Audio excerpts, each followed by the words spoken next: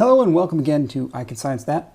The other day I had a very long discussion, a great discussion with Corey Kell from Flat Earth Intel, where I tried to show this model and illustrate what it really shows. And having seen that and gotten his feedback on it and also the feedback of other viewers, I've made a very quick update. I'm just cramming this in here. So here is the model again, really quick. I will show you that there's the Earth, there's the Sun, not to scale. I can rotate, I can make the Earth orbit the Sun, like so. So that's on there, and I'll show that. And then down here, I can make the daily rotation of the Earth so that, you see the daylight, there goes sun setting, sunset now, and then that's nighttime back in the backside. Okay, so that's all stuff that I showed before. When I presented this to Corey, there were a few things you asked for that that I wasn't able to quickly do, so I've added that. The first thing that you asked for was that the subsolar point should be live, so I've updated it now. The subsolar point stays where it is the subsolar point as the day goes on. In the previous one, I had it in a fixed location. So this maybe helps viewers understand exactly what's going on there. The subsolar point is the point being hit directly by the sun. And if I zoom in on the Earth here, over here, let's zoom in and try to get a better sense of what I mean. So there's the subsolar point, always pointing right back to the sun. You see it wiggles a little bit. It wiggles a little bit in this simulation because of the way I set it up. I'm just knocking this out really fast.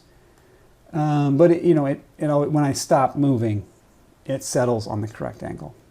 Okay. All right. So as we can see right here, we're at noon in Kabul, and then into the afternoon, and right about there, the sun's setting. The sun sets, actually, you can see the angle up in the top, up here. That's the angle of the sun. So there's sunset, right about right there. And you can see that's the line where the sunlight is, right? The other request was for latitude and longitude lines, and I've added those. I've added longitude lines every 45 degrees, which hopefully will help with the so-called sector analysis, right? Thinking of what sector are you in. And I also put latitude lines for the equator.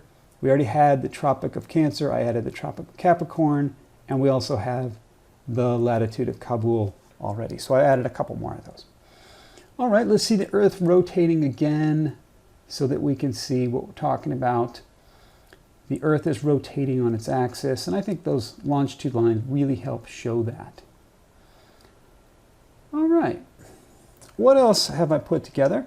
I've also put together an animation that shows the year happening. Let's zoom out here. So we're looking top down on a Sun-Earth system, and here we have our view right in just on the Earth. And if I just hit a go, what's going to happen here is the whole system is going to rotate. This is the Earth orbiting the Sun, and I have it, this is sort of like a time lapse, a year time lapse, where it's at noon all day, or all year round. So it's staying at noon here in this frame, and we're seeing what happens during the course of the year. If I start over, it starts in summertime. So this is the June solstice, and as we go, we will approach the fall equinox, the winter solstice, the spring equinox, and then back to the summer solstice again. And that's how the year affects all of this. You will see in this simulation, first of all, it's not wiggly when I hit go, but also the beams are pointing right back at the sun and this is noon, right? So this is noon in Kabul. So here's going to be the animation for a day. Yeah. As the day goes on, what happens? Let's take a look at this. As day goes on, there's the Earth rotating, and hopefully you can see the the observer in Kabul passing noon, and then passing afternoon, and then into evening and sunset. You might want to see the longitude lines, and let's put in the latitude lines. All right, so that's what's happening there, and hopefully the longitude and latitudes help, as well as this real-time simulation. So this is a day, noon, afternoon, evening, on into the sun setting. All right, so great. That brings me to one other thing that I thought of that I think could maybe really help this discussion, which is this. You talk about sectors and the 45-degree sector. If I bring in those longitude lines, when we look at the top-down view of the Earth, we see that the sectors are like these. But see how the whole orange, as it were, like you imagine these orange slices, the whole orange is tilted with the northern hemisphere pointing towards the sun. The sun's over here. Let's show again. The sun's over there, right? So the whole thing is tilted towards the sun, which is causing these sectors to not be aligned evenly. They're not aligned evenly, right? Okay, so why is that relevant? Because remember the sun is coming in this direction. What we're talking about is not the longitude lines creating the sector. The sectors, as it were, are caused by the sunlight. So here I've dropped different row of sectors. These sectors are showing where is the sun hitting the Earth. So the sun is hitting everything on this side is in sunlight, everything on this side is in darkness. So there you go. We can see here in this view where the sunset is occurring. So there's the darkness and the brightness. So any observers on this side of this line can see the sun. And now here is that 45-degree line. If we go back to the top view, I want to get the perfect top view. There we go. Here's the perfect top view. This is the line of our sectors where we are aimed straight at the sun. This is 45 degrees earlier, and this is 45 degrees later. I'm saying earlier and later as if it's in time. It's not in time. But this is where an observer at this location sees the sun 45 degrees over there, right? And here, the observer is looking out this way, so they see the sun there at 45 degrees. So these are the sectors. These are the 45-degree sectors. Let's rotate the Earth now, like so. As that observer, see I have the yellow line stuck on the observer right there. So there's a yellow line. You can see where the observer's at. As the observer gets to this point right there, that is when they're on that line. They're halfway through their day at that point, right? That's when the sun, they're in that 45-degree sector that I think you're looking at. The reason that's not a limit for the model, as you like to say, is, for goodness sake, is this. The planet does not rotate on the axis shown by the yellow lines. It rotates on the axis shown by the gray lines. And so if we rotate the planet 45 degrees, there's Kabul. And look where it is. Look what, you kept asking, what sector is that? What sector is that? Look at what sector that is. That is still in, it's still in the greater than 45 degree sector. And that's why we have 49 degrees as the angle. See it here? It's still in there. It hasn't crossed that sector yet. Right? Has not yet crossed into your sector that you were thinking of, because the lighting sectors, the sectors for where the sun is at are here, not the longitude lines. Let's bring back the longitude lines for comparison, and we'll see how the longitude lines are tilted compared to our, so-called lighting sector lines. All right, so there's the subsolar point at this moment. This is 3 o'clock in the afternoon, Kabul time, on the solstice. There's the subsolar point now in Egypt, as we saw last night. And over here is Kabul. The Earth has rotated on its axis 45 degrees. But I kept trying to explain how it went diagonal. It didn't go along this axis. If it had gone 45 degrees on this axis, it would be up here, which is actually a little bit further, right? See, it would have to go a little further. Let's do that. Let's show how far you would have to go to get to there. You'd have to go there. There, right? Now it has crossed that sector, and now it must be below 45 degrees. At this point, this is where I think the mistake in your logic is. You have imagined that after 45 degrees of Earth rotation, Kabul needs to have crossed that sector line. But that's not the case. At that time, right, when Kabul does cross that sector line, yes, it must be below 45 degrees. That's correct. But the problem is it does not cross that sector line until sometime after 3 hours.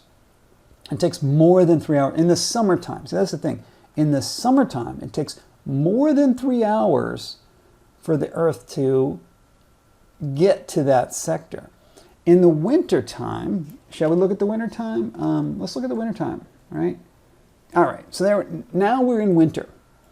We're in winter, and you see Kabul is tilted way away. Kabul is tilted, leaning back away from the sun. Here's the subsolar point now below the equator. Let's show the latitude, longitude lines. So now the subsolar point is down at the Tropic of Capricorn, and the angle at noon in Kabul is only 32 degrees. Let's now see what happens if we do a 45-degree rotation. It's getting a little crowded. Let's get rid of the latitude lines. Let's get rid of the longitude lines because it's crowded. Let's now rotate the Earth 45 degrees and see what sector Kabul is in at that time. Let's rotate another 45 degrees. And we can see Kabul has crossed into the next sector. That's not when. The moment when Kabul crosses this line is not 45 degrees of Earth rotation. It's not after 3 hours, right? And you might find that very surprising, very unexpected, very suspicious even. But that's because that's why in the winter time we don't get 12 hours of sunlight. We get less than 12 hours of sunlight because the sunlight region, and we can see it better probably in a top-down view. So here's the top-down view, and I think that we can see better that here in the wintertime, the North Pole is back here, is dark, right? It's leaned away from the sun.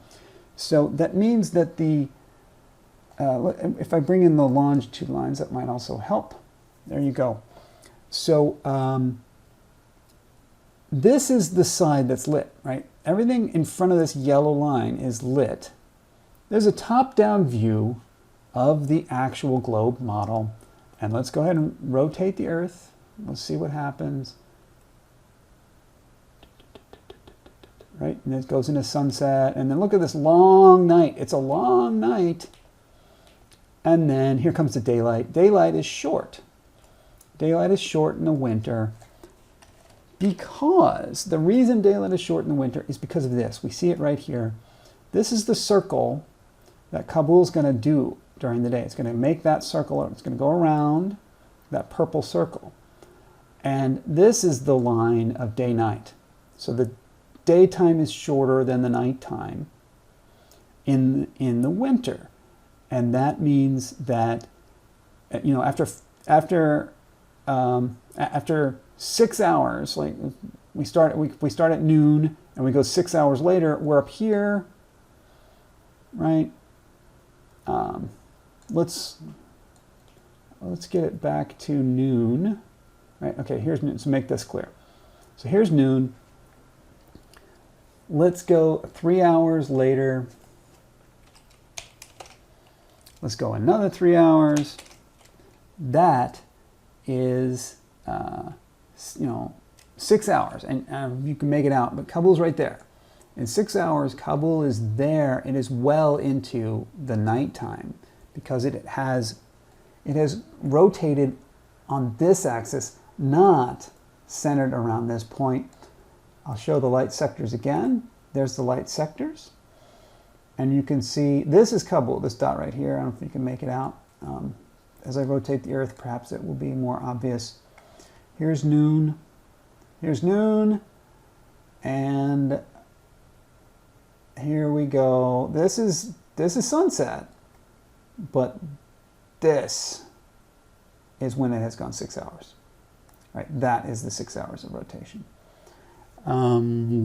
Yeah, let's do the same thing again in the summer. Let's go back to summer. Let's show Kabul. There you go. Kabul's right there, looking down on the Earth. As it rotates, it's tilted to the right. So as it rotates, Kabul is going to go, it's going to go up on the screen, but it's also coming towards us. And then it's going to go around, okay? So here we see that this is the day-night limiter. Here, this is daytime, this is nighttime. And that is more than 6 hours afternoon, right? So 6 hours afternoon, 6 hours afternoon is 90 degrees of rotation is there. But we're still in the daytime. It takes more than 6 hours to go from day to night, as we all know. That's the basic concept of what summer is. Yeah. So let's just watch a day happen. Let's watch a day happen in this view. So this is a day happening with a top-down view looking down on the Earth. And you can see that is when the transition happens. We're nighttime, we're daytime. This is daytime, and daytime is bigger. You can see that daytime is more of that circle of the Earth than nighttime is. Right? And so the yellow lines, let me just summarize here one more time. The yellow lines are the sectors you were talking about. Those 45-degree sectors of sunshine are the yellow lines.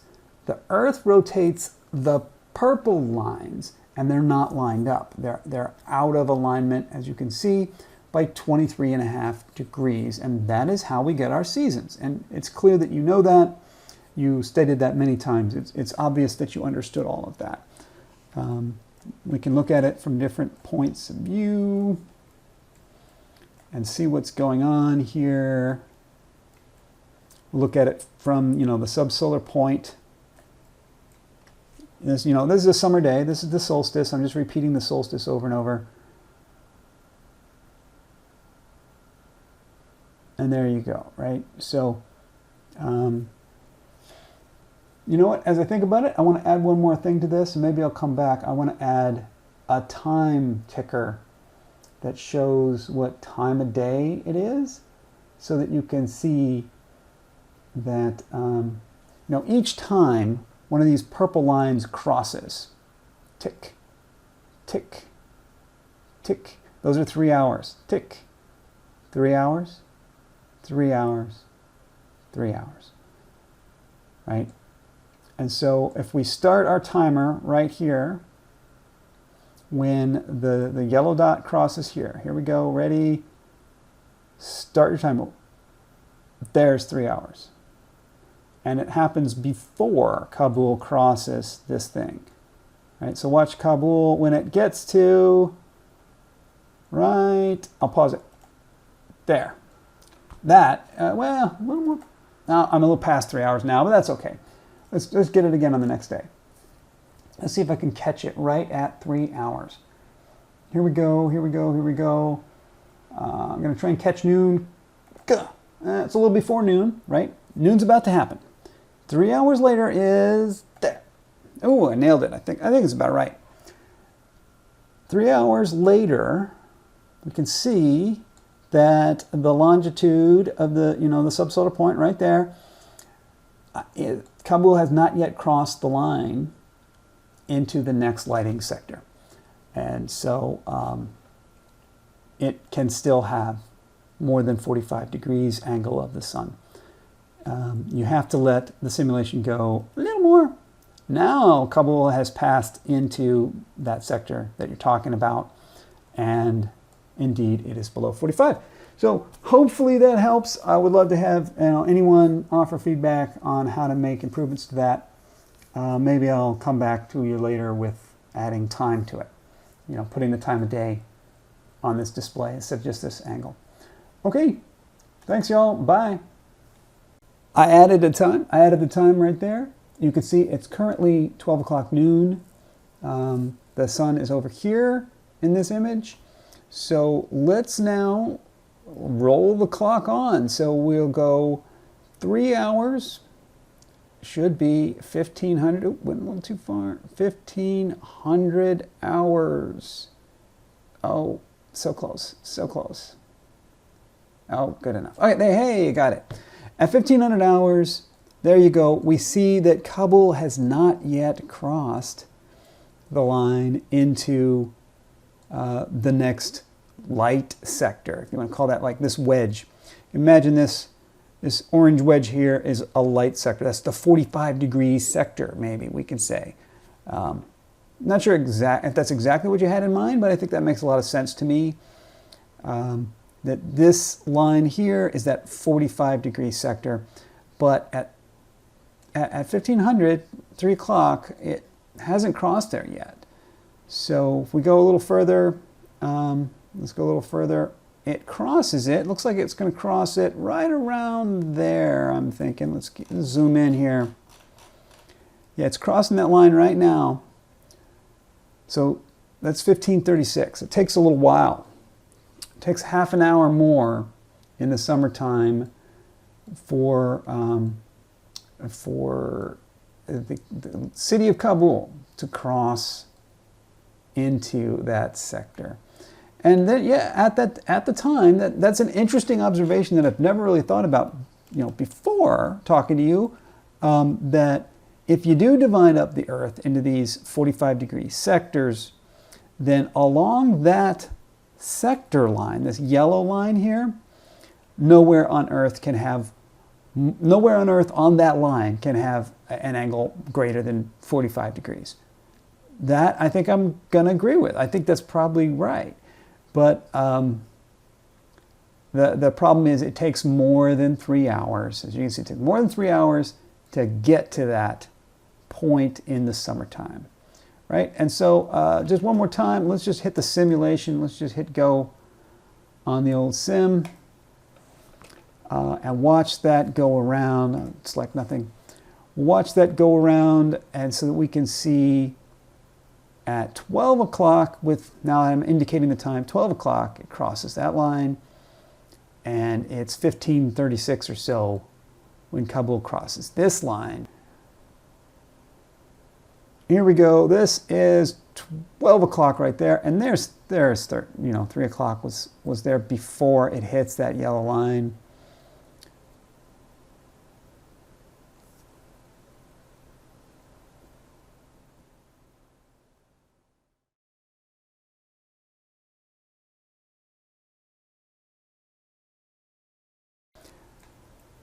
(9 a.m. now, which we didn't really talk about before, but it's the same situation. We're 3 hours off of where we were before. You can see it from all different perspectives here. But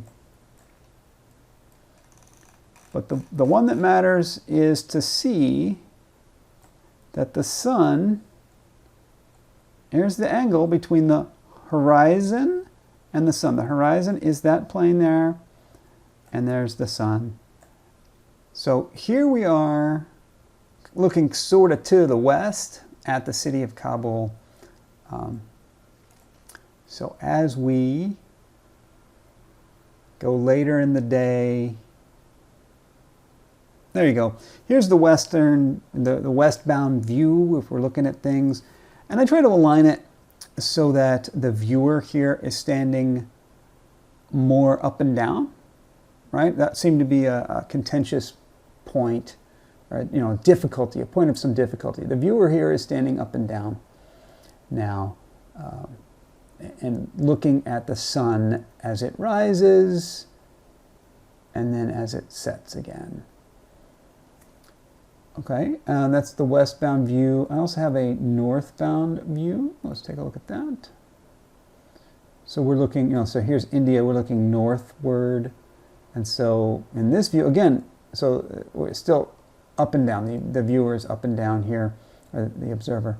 And so you can see the sun rising over here in the east. It's going to rise, it's going to come up high and then set over in the west. Thought that view might help. So this is east over here, this is west over here. The viewer, the observer in Afghanistan is standing straight up and down on this ball, looking this way, looking northbound. As we let the day go on, the day advances, the sun, the subsolar point, cruises off to the west. Cruising off to the west, so you can see the beam of sunlight is leaning to the west.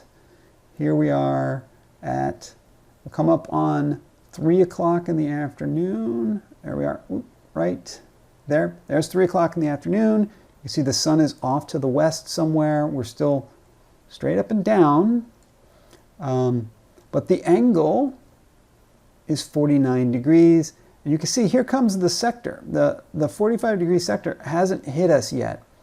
It's going to hit us right now, or so, right now or so. Now that sector is going to hit us, and now the sun is further to the west and it's a little lower. And then the day goes on. Let's watch the sun setting. So, by the way, here is 1800, right? So here's 1800, that's 6 p.m., 6 hours afternoon, and we know that the sun has not set. Right? The sun's not supposed to set yet. It's still above the horizon. You see it's still pointing upwards, and that's because we haven't crossed into that last sector yet. When is that going to happen? It's going to happen right about there. Yeah, you can see the angle of the sun. The angle of the sun now is parallel to the ground, right? It's parallel to the horizon, your local horizon there. You're looking, you're standing up and down, so your horizon is this way. The sun is setting somewhere in the west, setting at 0 degrees at 1909. So it did not take 6 hours to go from noon to sunset. It took 7. It took a little over 7 hours for that to happen. And we know that that's correct. We know that's how summer works. And hopefully this helps show that that's what the globe model actually predicts. This is the globe model, and I think that's it. So thank you for watching. Let me know if there's something else, right?